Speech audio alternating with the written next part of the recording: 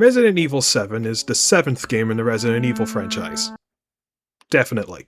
I appreciate how the game decided to go back to being a shorter, survival horror focused game, especially when you compare it to its previous game, Resident Evil 6, which I really didn't like.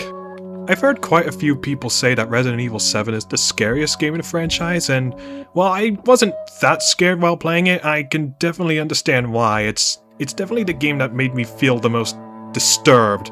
Not to mention the fact the game is in first person, which I think really helped immerse you into the atmosphere of the Baker household. Jack Baker was an awesome antagonist, and he had the best boss fights in the entire game. You know, especially with the first one, how you could drive a car and ram it into him over and over again until he takes the car from you, and then he accidentally kills himself, and then he comes back to life, and then you shoot him and he dies again, and then he comes back to life again, and you get the idea.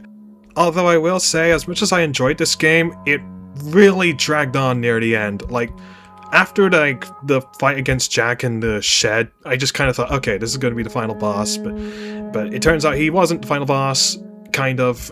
Then you're playing as Mia on the boat, and she has hardly any resources at all, and it just made the game go on a bit longer than it needed to.